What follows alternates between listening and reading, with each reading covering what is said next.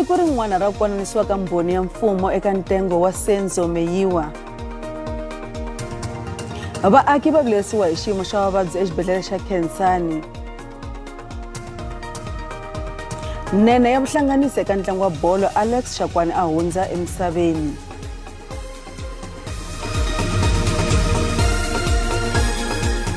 Hamxota no mamukela ka mahungu ya Xitsonga. Namuntlha gqwetha ra vahehliwa eka ntengo wa ku dlawa ka senzo meyiwa a va ringeta ku mindzumuxa vumbhoni bya mthokozisi Thwala tanihi mbhoni ya mfumo. Gqwetha Sipho Ramusepeli u ri vumbhoni bya Thwala a byi fambelana na ntiyiso wa laha xiyimo a xi ri xiswona endlwini leswi kombaka leswaku a ku na xigevenga xi nga nghena endlwini liya hi vusiku bya ku dlawa ka meyiwa. Ntlhanu va hehliwa va le ka ntengo hi swihehlo swa ku dlaya meyiwa hi n'hweti ya Nhlangula 2016. Advocate Sipho Ramusepeli tise mayelana ni vumbhoni bya mthokozisi Thwala leswaku swi te njhani leswaku Longwe Thwala loyi a ri un'wana wa vanhu lava a va ri endlwini nkarhi wolowo a tsutsume a hundza vahlaseri lava hlomeke handle ko yimisiwa kumbe ku vaviseka. Your story further is that both the first and the second intruders do not pursue or chase after Longwe as he runs out of the house, correct? Yeah, this apparent act of bravado from Longwe Thwala did not happen. Angazi ukuthi ufuna ukuthi ngize ngichaze kanjani ngoba ngakutshela into eyenzeka le. uLongwe yena ngiyombiza azele la ayichazeleni ukuthi wadlula kanjani ebantwini kodwa uLongwe lapha wadlula ebantwini wadlula kumuntu. Just to be sure so that there's no equivocation later as to who was pressing that wound with the towel at that stage, we are certain that it was only you at that stage that pressed the wound with the towel that you were provided with. Ngize ngisho phela ukuthi mina kuphela ngathi mhlawumbe manje thatha credit for it but ngambeka mina. Ramusepeli u hete ku konanisa ka yena mundzuku Advocate Charles Mnisi gqwetha ra muhehliwa wa vunharhu u ta sungula ku konanisa mthokozisi Thwala. Ku konanisiwa ka khale ka holobye wa rihanyo eGauteng Qedani Mahlangu a swi ya emahlweni ekhotonkulu ya Pitori namuntlha. Khoto yi twe leswaku a tiyimiserile ku herisa kontraka ya Life esidimeni leswaku a ta tsema mpimanyeto wa mamiliyoni ya tirhandi leyi mfumo a wu yi tirhisa eka pfhumba leri. Vuxokoxoko lebyi hume hi nkarhi wa ntshamo wa ku konanisiwa ka Mahlangu laha vachuchisi a va n'wi vutisa hi xiboho xakwe xa ku rhurhisa magidi 3 wa vavabyi kusuka exibedhlele xa Life esidimeni. That's correct, my lady. Mahlangu u le ka xivandla lexi isaka endzhaku loko ndzawulo yakwe yi tseme R300 wa mamiliyoni ya tirhandi eka mpimanyeto wa yona leswi swi siye vutomi bya ku tlula magidi 3 wa vavabyi ekhombyeni a ku vutisa swivutiso swo tika. So you were misled. I've always said that and I stand by that. And you never queried any of these concerns that were raised by the psychiatrists or SADC. You didn't query that with your officials. My lady, if I may say that, and I think it's important for the purposes of emphasis, that I was a political head of the Department of Health. My expertise lied in economics and finance, and I worked with a plethora and lots of people who were expertise and authority in their field of operation. I had to rely on them. Kususiwa ka vavabyi emakwini ya le esidimeni swi vange mafu ya 144 wa vavabyi. Vumbhoni lebyi nga ekhoto byi komba leswaku kususiwa ka vavabyi va yisiwa endzawini yin'wana a ku ri ku hlayisa mali. Van'wana va vavabyi va lo va ri eka minhlangano leyi nga tsarisiwangiki naswona yi ri hava na vutivi byo hlayisa vavabyi. Va lava leswaku Mahlangu a teka vutihlamuleri. Making sure that we do things right and sorry, I've got to interrupt you because I do want to conclude my cross-examination at some point soon. So I don't need the extra information, just the answers to my questions. Ka Mahlangu u sinsa leswaku xiboho xo susiwa ka vavabyi xi tekiwe hi komiti ya xifundzankulu naswona vutomi bya vavabyi a byi rhangisiwe emahlweni. Uri hambileswi ndzawulo yi nga ringeta ku tihlanganisa na swiyenge leswi kombekaka mindyangu ya vavabyi a yi cheriwe moya wo kala ntirhisano. families were discouraged from working with the Department of Health.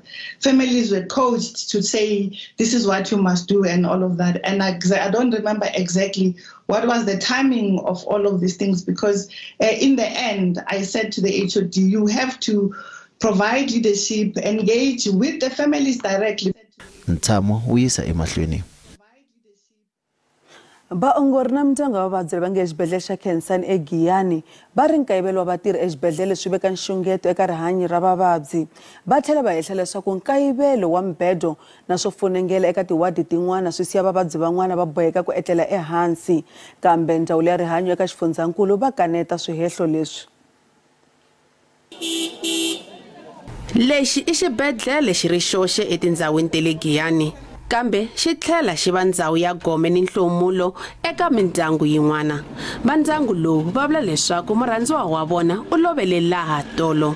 Va tshemba leswaku a ta va a hanya loko a lo kuma mpfuno exibedhlele.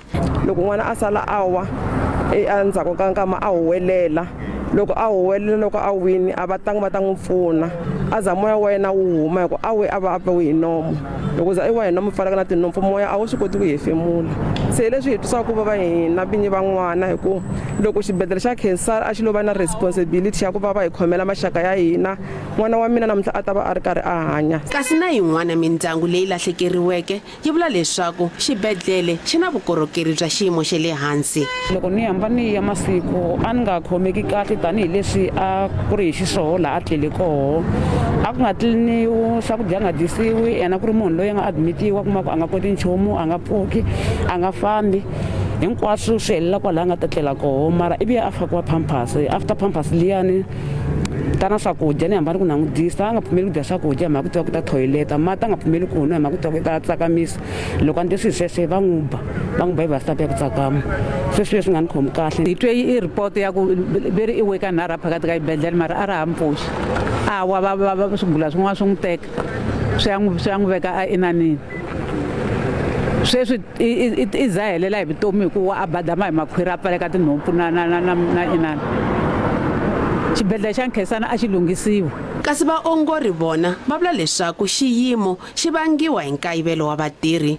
Va vula leswaku ku va ku hlanganisiwe tiwadi timbirhi ku nga wadi ya vavanuna ni wadi ya vavabyi va rifuva swi endle leswaku ntirho wa vona wu tala ngopfu. Se ende na hi tiva ku ti-patient ta TB na ta medical a ti katsana mara sweswiwani ta katsana.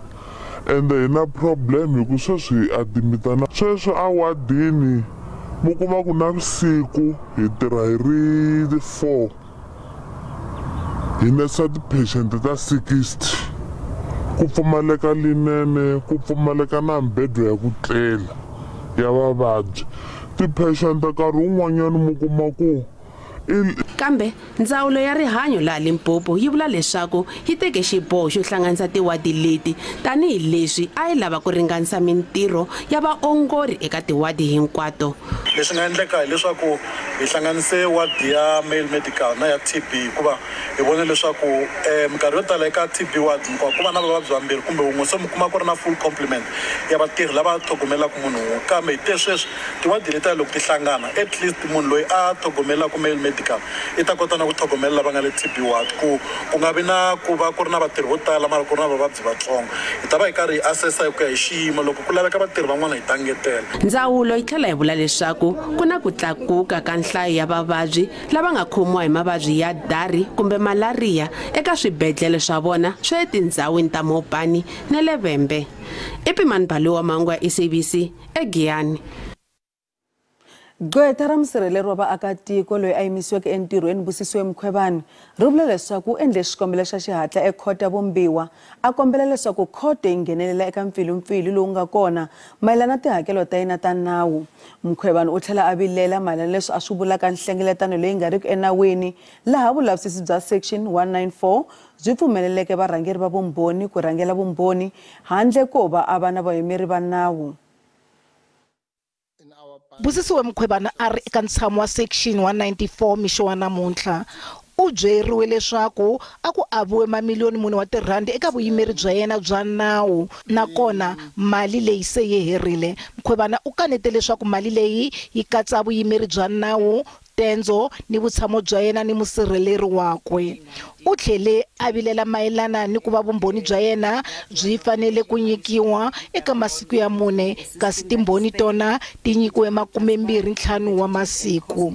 Eka nxungeto un'wana Mkhwebana u vula leswaku u kunguhata ku mangala eka khomixini ya tikhoto ku kanetana ni ku hlwela ka khoto ya vumbiwa eka ku teka xiboho eka apili yakwe leyi tlhontlhaka xiboho xa khoto ya le henhla xa leswaku ku yimisiwa ka yena entirhweni a swi le nawini. Mkhwebana u vula leswaku swivilelo swa yena swi tlhele swi yisiwa eka xipikara xa palamende laha a lavaka leswaku tshamo wa namuntlha wu hundziseriwa emahlweni. Currently, I do not have any legal representation. In any event, on Friday, the committee was served with an agent court application to resolve the impasse of the funding and the illegal committee meeting. We cannot go forward before the issues are resolved. Why I'm saying that, your letter, Chairperson, and your interviews where you were saying, the Concord judgment, including the Speaker and even the President saying the Concord was not specific who should be funding my legal representation. So that is an opportunity for them to clarify that.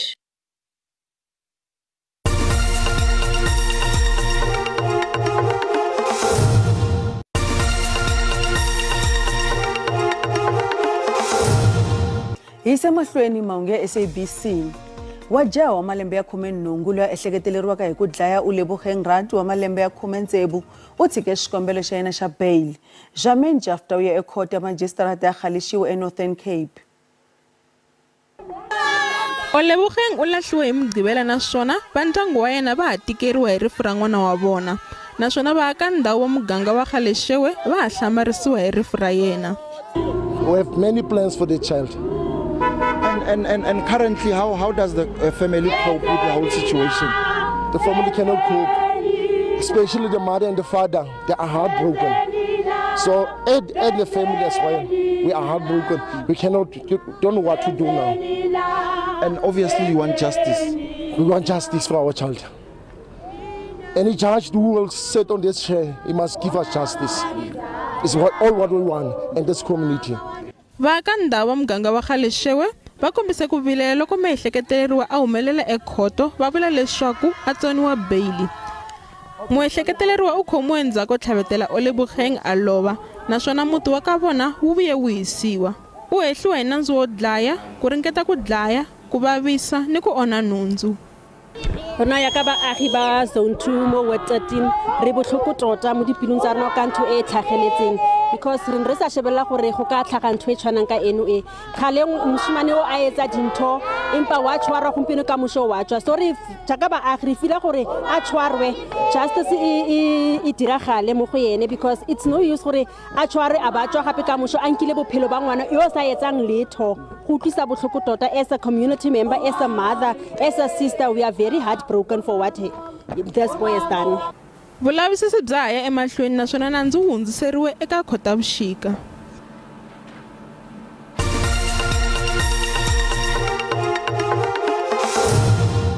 Kuna njhekanjhekisano mayelana matsalelo ya mali yintshwa leyi ku humesiwaka hi bangi nkulu. Van'wana va ri board ya tindzimi a yi tihlanganisanga na vaaki. Va board ya timhaka ta swa tindimi ka Pensalb va vula leswaku mali leyi tsariweke leyintshwa yi hambana ni leya khale naswona hi ku ya hi vona leya khale a yi nga tsariwangi kahle. Va vula leswaku a hi vona va nga na vutihlamuleri ehenhleni ka leswi tsariweke eka mali leyi ku humaka. Va Pensalb va ri xiritwana xa N emahlweni ka K xi teriwile tanihi leswi va tingetaka ku va va herisa xiphiqo xa ntsalo wa mali leyi nga hundza. Kambe nhlamuselo leyi ya soriwa swinene hi van'wana va vativi va vulaka leswaku vavulavuli va ririmi vona a va tsakanga. Leswi a ni ringeta ku hlamusela swona i ku susiwa ka rito N aka rito bangi nkulu swi endla leswaku rito leriya ri lahleka hikuva Vatsonga hi ku angarhela ka vona na tindhawu ta ku hambanahambana matsalelo ya Xitsonga xa ku ringananisiwa i ku va hi tirhisa ka banginkulu rito leri ku nga na N a xikarhi.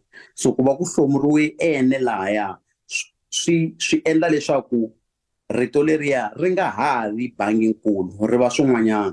So vanhu lava va nga hundzuluxa rito leriya ku nga va ku ri vanhu lava nga swi tiveki ku matsalelo ya Xitsonga eka loko ku tsariwa Xitsonga hi ndlela ya ximfumo swi tsarisiwa ku yini, ku ngo va munhu a ngo lo kumiwa ku a translate a nyikiwa mali a tsala swin'wana na swin'wana leswi a hleketa ku ri hi leswi swi nga hi xiswona. Hambiswiritano va PESALB va ri xiritwana xa N eka mali ya khale a xi hoxekile. Xivangelo xikulu xa ku va banginkulu yi nga ha vangi na N ku hambana na le ku sunguleni i mhaka ku ri ku ve na ndzavisiso lowu nga endliwa. Eka ndzavisiso lowu nga endliwa ku kumeke leswaku N leyi nga kona laha ka banginkulu yi hoxekile hi mhaka ku ri N aka marito yo fana na aka swiaki swo fana na nkulu na ntsongo yi va kona ntsena loko ku ve marito ya kona a ya weli aka mitlawa ya maviti ya class 1.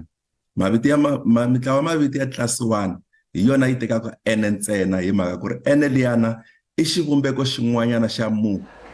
PESALB va yisa emahlweni va vula leswaku eka ririmi ra Xitsonga ku ni tindingwana to hlaya ngopfungopfu eka tindhawu ta le ka Malamulele laha vunyingi bya vaaki hi mbulavulo wa vona va siku na siku va susaka xiritwana xa N eka marito yo tala.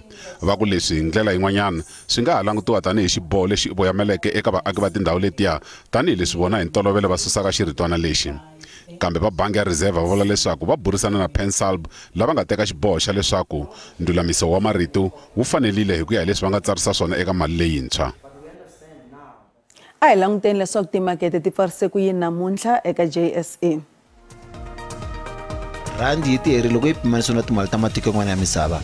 Nxavo wa dolara R18.29, pondo R23.11, euro R20.15, kasi pula Botswana eka tiko ra Akelana i R1.38. Minkavelo ka JSE a yi ri ehenhla namuntlha. Nsuku i $2,025 a ounce, platinum i $1,081 a ounce, oil mbitsi $77.20 hi mphongolo.